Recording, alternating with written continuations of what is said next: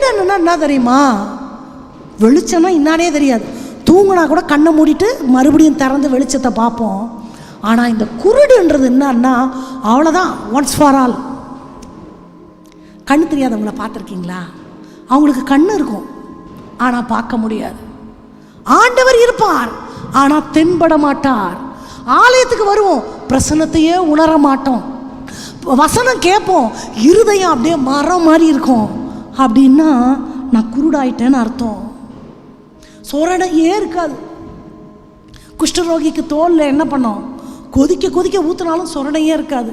அப்படின்னா நான் நோயுற்று இருக்கிறேன். ஆவிக்குரிய வாழ்க்கையில் ஒரு உணர்வு இல்லாமல் ஒரு மந்தத்தனம் இருக்குன்னா நான் செகண்ட் ஸ்டேஜ், மரணத்துக்கு முந்தின ஸ்டேஜ். உலக பிரகாரமாக சாவு போகிறேன்னு சொல்லலை, ஆவிக்குரிய வாழ்க்கையை சொல்கிறேன் நான். அப்போது ஆவிக்குரிய வாழ்க்கையில் நான் இன்னும் ஒஸ்ட்டாக போயிட்டேன்னு அர்த்தம். பரிதவிக்கக்கூடிய நிலை. கண் தெரியாதவங்களை நீங்கள் பார்த்துருக்குறீங்களா? குருடர்களை யாராவது ஒரு உதவி இல்லாமல் ஒரு ரெஸ்ட் ரூமுக்கு கூட அவங்களால போக முடியாது. So I want always somebody.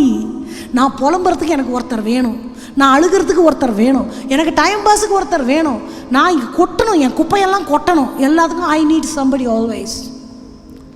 அதுதான் ஆவிக்குரிய வாழ்க்கையில் குருடாக்கப்பட்ட ஒரு நிலை.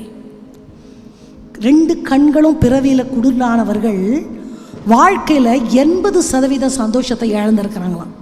எப்படி? 80% சந்தோஷத்தை அவர்கள் இழந்ததாக கூறப்படுகிறது. ஏன் தெரியுமா?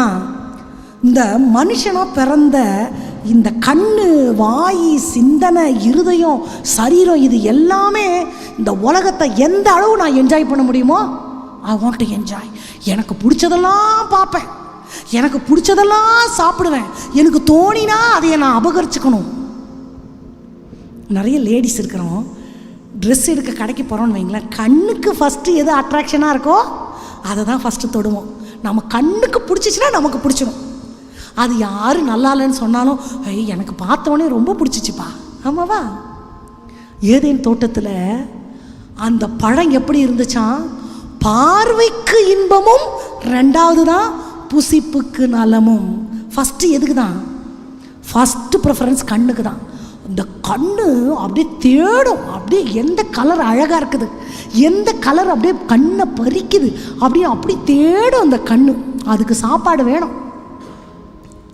ஸோ அவ்வளோ டேஸ்டான பழம், இருதயத்தை பூரிப்பாக்கும், சிந்தைகளை தெளிய வைக்கும். ஆனால் நல்ல ருசி கூட இல்லை. ஃபஸ்ட்டு மார்க் போட்டு அப்ரூவ் பண்ணுறது எது தான்? பார்வைக்கு இன்பமும் புசிப்புக்கு நலமும் 2வது தான். ஸோ இந்த கண்ணுக்கு தான் ஃபஸ்ட்டு ப்ரிஃபரன்ஸ். எங்கள் ஜோச்சு இருக்கான்ல, பேச தெரியாத குழந்தை, அப்போது யாரோ செரி பழம் வாங்கிட்டு வந்தாங்க. இந்த ஸ்ட்ராபெரி நீங்கள் பார்த்துருப்பீங்க. நான் வாழைப்பழமும் இருக்குது, ஸ்ட்ராபெரியும் இருக்குது. அந்த ஸ்ட்ராபெரி அப்படியே அள்ளி சாப்பிடுது. இப்படி நான் அதுக்கு முன்னாடி ஸ்ட்ராபெரி சாப்பிட்டதே இல்லை. இவன் என்ன இப்படி சாப்பிட்றானே, இந்த பழம் ரொம்ப டேஸ்ட்டாக இருக்கும்னு எடுத்து வாயில் வச்சா ஒரே புளிப்பு. அதை விட ரொம்ப இனிப்பாக ஒரு கொட்டை கூட இல்லாமல் வாழைப்பழம் இருக்குது. அந்த வாழைப்பழம் மஞ்சள் கலரில் லாரி லைட்டு மாதிரி இருக்கிறதுனால மதிக்கவே இல்லை அவன். ஸோ அவ்வளோண்டு குழந்தைக்கு கூட கண்ணுக்கு அட்ராக்ஷன் தேவைப்படுது. ஏன்னா செர்ரி பழம் நல்ல அழகான கலர், அப்படி ரெட்டாக குட்டி குட்டியாக டைனியாக இருக்கவும் அது பிஞ்சு கையில் எடுத்து இன்றைக்கி வரைக்கும் அவனுக்கு ஸ்ட்ராபெரி தான் பிடிக்கும். அது என்னத்தான் நல்லா இருக்குது, புளியாங்காய் மாதிரி புளிக்குது எனக்கு. அவன் அப்படி சாப்பிடுவான். அப்போ என்னென்னா கண்ணுக்கு பிடிச்சிருச்சுன்னா எனக்கு பிடிக்குது. அப்போது அவ்வளோ ஆவிக்குரிய ஆசீர்வாதங்கள். நீங்கள் நினச்சி பாருங்கள், இந்த கண்ணுக்கு விருந்து கொடுக்கறதுக்கு ஆண்டவர் எவ்வளோ வெரைட்டி கலர் படைச்சிருக்கிறார். கண் இல்லாதவங்கள நினைப்பேன் நான், அவங்களால இந்த நிறங்களை ரசிக்க முடியாது இல்லையா? கலரில் எத்தனை வெரைட்டி. இந்த கண்கள் அத்தனையும் அப்சர்வ் பண்ணுது. இந்த மொபைலில் இருக்கிற மெகா பிக்சல் எல்லாம் என்ன, என் கண் அளவுக்கு எதுவுமே கிடையாது. அப்படி ஆண்டவர் படைத்திருக்கிறார். ஆவிக்குரிய ஆசீர்வாதங்கள் அவ்வளவு வைத்திருக்கிறார். எதையுமே காண முடியாதபடி ஆவிக்குரிய கண்கள் குருடாக்கப்படுமானால் அந்த ஆசீர்வாதங்களுக்கு நாம் தூரமாவோம். கண்ணில் பார்க்குறதுக்கு யாருக்காவது காசு கொடுக்குறோமா? Window shopping கேள்விப்பட்டிருக்கிறோமா? காசே கொடுக்க வேண்டாம், கண்ணு அதுவே போதும். இந்த கண்ணு அவ்வளோ ஆசை. காசு கொடுத்து வாங்காட்டி பரவாயில்ல, அந்த கடத்தெருவில் பட்டி காட்டான், முட்டாய் கடையை முறைச்சி பார்த்தான்றேன், நான் எனக்கும் பிடிக்கும், பொய்யெல்லாம் சொல்லலை. வாங்குறோமோ இல்லையோ சும்மா ஒரு எட்டு பார்த்துட்டு வரலாமே விண்டோ ஷாப்பிங். ஏன்னா இந்த கண்ணுக்கு ஆசை தீரல, பார்க்கணும். I want to see. ஆவிக்குரிய வாழ்க்கையிலும் அப்படி ஒரு ஹங்கர் எனக்கு வேணும். I want to know, I want to see. ஆனால் இன்னைக்கு ஆவிக்குரிய கண்கள் குருடாக்கப்பட்டுருச்சுன்னா எந்த ஆசையும் இருக்காது. ஆண்டவரை பார்க்கணும் ஆசை இருக்காது, தெய்வத்தினுடைய பிரசன்னத்தை உணரணும் ஆசை இருக்காது. ஏதோ வர வேண்டியது, மக்கு மாதிரி உட்கார வேண்டியது, அப்படியே போக வேண்டியது. அப்படி இருக்கிறோன்னா, இல்லை நமக்கு தெரிஞ்சு யாராவது இருக்கிறாங்கன்னா அவங்களுடைய கண்கள் குருடாயிருச்சுன்னு அர்த்தம்.